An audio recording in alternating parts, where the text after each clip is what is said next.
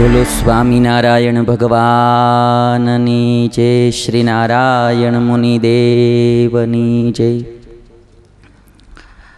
સર્વાવતારી ભગવાન શ્રી સ્વામિનારાયણ તથા શ્રી સ્વામિનારાયણ મંદિર કુબેરનગરના રજત જયંતી મહોત્સવના વક્તા પદે બિરાજિત થઈ શ્રીમદ ભાગવત ગ્રંથની કથાનું શ્રવણ કરાવતા એવા પૂજ્યપાદ શાસ્ત્રી સ્વામી શ્રી હરિપ્રકાશદાસજી સ્વામી, આ મહોત્સવના આયોજક પ્રેરક એવા પૂજ્યપાદ વિષ્ણુપ્રકાશ સ્વામી, ગુરુકુલથી પધારેલ પૂજ્યપાદ ધર્મવલ્લભદાસજી સ્વામી, રામપુરા મંદિરના કોઠારી સ્વામી, અન્ય સર્વે બ્રહ્મનિષ્ઠ સંતો, યજમાનો, વહાલા ભક્તોને મારા ભાવથી જય સ્વામિનારાયણ. પૂજ્યપાદ અથાણાવાળા સ્વામીની સ્વામીએ વાત કરી કે સ્વામી જમાડતા બહુ એમ સ્વામી ભજન પણ ખૂબ કરતા અને એનામાં જે સરળ પ્રકૃતિ હતી, સ્વામી કહેતા હતા એમ કે રોજ મિષ્ટાન તો જોઈને જોઈ જ તે એમ, આ ગુરુને રોજ મિષ્ટાન જોઈ. એટલે બહુ ગુરુએ જમાડ્યા છે, ભજન કર્યું ખૂબ છે અને ભજન કરાવ્યું પણ ખૂબ છે. પૂજ્યપાદ હરિપ્રકાશ સ્વામી અમે બધા સાથે ભણતા બેંગ્લોરમાં, ગુરુનો પત્ર એમના ઉપર આવતો તો ગુરુ એમ કહેતા કે તમે બધા ભણો છો એટલે જાજી નહીં પણ રોજની 100 માળા ફેરવજો એ કે. ગુરુ એમ કહેતા, જોકે હો તો અટાણી નહીં ફરતી ઉપર તેદી એમ ગુરુ કહેતા કે ભણો છો જાજુ નહીં પણ રોજની 100 માળા ફેરવજો. અને સ્વામીએ ભજનની ખૂબ મોટી ધૂણી ધખાવી અને આ કુબેરનગર મંદિરમાં એવા પૂજ્યપાદ સ્વામી એમણે આ દેવો પધરાવ્યા અને આ દેવો આજે ખૂબ મોટી પ્રતાપ એમનો ફેલાઈ રહ્યો છે અને આજે 25 વર્ષના થયા. પૂજ્યપાદ હરિપ્રકાશ સ્વામીનો મને એક ગુણ બહુ ગમ્યો કે આજે તુલસીનું વિતરણ અહીંથી થઈ રહ્યું છે. 9000 તુલસીના રોપાઓ ઘરે ઘરે જશે. અમારે હમણાં RSS સંઘવાળા સમરસતાનો કાર્યક્રમ કરે છે તો આવ્યા હતા, તો મને કે આ બધું સમરસતા સમાજમાં થવી જોઈએ. મેં કીધું અમે તો ભરપૂર મહેનત કરીએ છીએ. અમારા કોઈ પણ મંદિરમાં કોઈ પણ જ્ઞાતિનો માણા આવે સ્વામિનારાયણ સંપ્રદાયમાં, અમે એમ નથી પૂછતા તું કઈ જ્ઞાતિનો છો. હરેક જ્ઞાતિના લોકો મંદિરમાં પ્રવેશ કરે છે.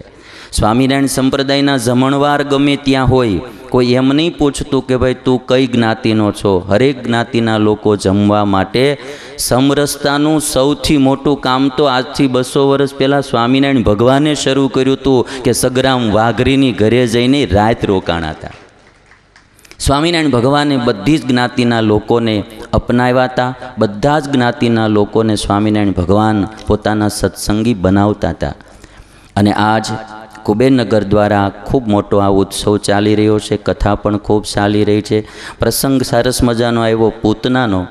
ખાસ કરીને પૂતના હતી રાક્ષસી પણ સુંદરીનું રૂપ લઈને આવી હતી, એટલે આ બાબતમાં તમે બધા જાળવા જાજો. કારણ કે અંતરથી રાક્ષસી હોય અને ઉપરથી સુંદરીનું રૂપ ધારણ કરે, એટલે આ સમાજમાં આપણે બધાએ બહુ સાવધાન રહેવું. ખાલી પૂતના જ નહીં, પૂતનાના પતિઓ પણ એવા હોય છે કે ઉપરથી બહુ સારા લાગે અને અંદરથી માણસ બહુ મોળો હોય. એટલે પાર્ટનર કરવામાં ધ્યાન રાખવું, મિત્ર કરવામાં ધ્યાન રાખવું, વેવાઈ કરવામાં ધ્યાન રાખવું, અરે અમારે યજમાન કરવામાં ધ્યાન રાખવું પડે. હા, એમાંય તે ઘણીવાર પૂતના નીકળે. એટલે આ અત્યારે એવો સમાનો આવી ગયો, હાળાને પૈસા ઓછીના દેવામાં ધ્યાન રાખજો ને બૂચ ઈવડો ઈ મારશે હવે. એટલે આમાં કંઈ ભરોસો હવે કોઈનો કર્યા જેવો નથી. એટલે પૂતનાની કથામાંથી એક જ વાત શીખ્યા છે, બધા મોહિત થઈ ગયા પૂતનામાં. જેટલી નારીઓ હતી બધી, પુરુષો તો મોહિત થાય પણ નારીઓ પણ મોહિત થવા લાગી. એવું સુંદરીનું રૂપ ધારણ કરીને પૂતના આવેલી. યશોદાએ પણ એ ન પૂછ્યું કે તું કોણ છો અને ક્યાંથી આવ્યો છો. ઘરમાં આવી ગઈ ત્યાં સુધી કાંઈ પૂછ્યું જ નહીં. પણ કૃષ્ણ ભગવાન એક ઓળખી ગયા કે આ ભલે ઉપરથી ગમે એટલી રૂપાળી દેખાય પણ આ ભીતરથી કાળી છે. આ આ આ આ વ્હાઈટ નાણું નથી, આવડું આ બ્લેક નાણું છે. એને ખબર પડી ગઈ. એટલે ભગવાને પહેલેથી જ ઓળખી ગયા, બીજું કોઈ ઓળખી ન શક્યું. એટલે આ સમાજમાં આપણે બધાને આવા માણસોથી બહુ સાવધાન રહેવું. અમારે પૂજ્યપાદ હરિપ્રકાશ સ્વામી અમારી સાથે ઘણું બેંગ્લોરમાં વિદ્યાભ્યાસમાં સાથે હતા.